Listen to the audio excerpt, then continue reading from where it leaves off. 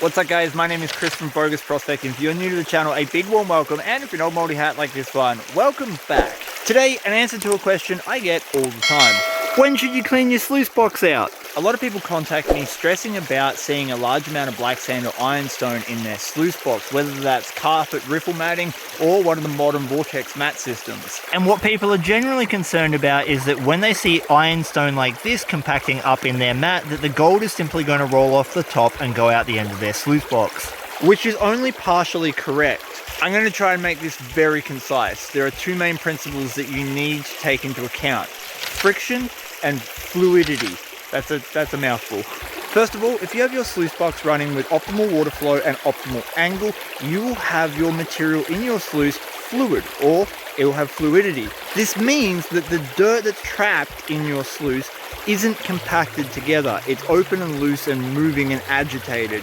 That allows things like gold to get caught. If it is compacted, that is when you're going to have stuff travel over the top and run out of your sluice box.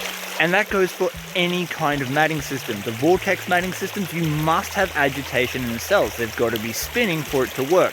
In a minus moss and expanded mesh setup, you want exactly the same thing. When you turn your sluice down, you should never turn it fully off. I do that, I'm guilty. You want to see the cells have no compacted black sand in them.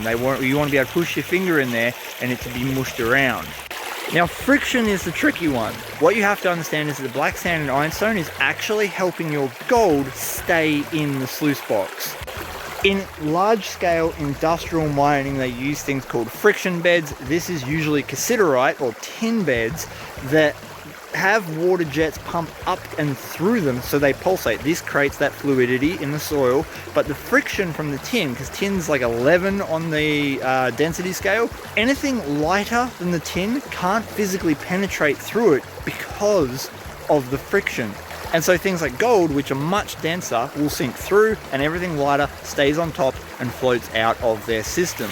The same thing is happening in here. Every time I dump a shovel full of dirt on, the ironstone is keeping a level of protection for you by causing friction between the gold that's on the bottom of your mat and the dirt that's going over top. Same goes for a miner's moss and expanded mesh setup. Once the gold is trapped in the miner's moss, your black sand and tin is offering a friction bed on top to protect it. And it also helps classify out material that you don't want. You don't want tons of blonde sand in your sluice, you only want the heavy things. And that black sand is allowing those light things to just scoot on out of your sluice. So I hope that little tidbit is helpful for you. You don't necessarily need to clean your sluice box out all the time as long as you've got it running correctly. I will run this all day before I even pull it out of the stream. And it's only a 6-inch wide and 18-inch long sluice box. It's tiny.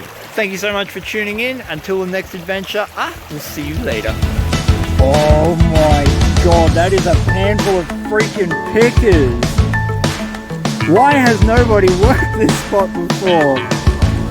Steve! That's not bad for just a couple of hours with a river sluice.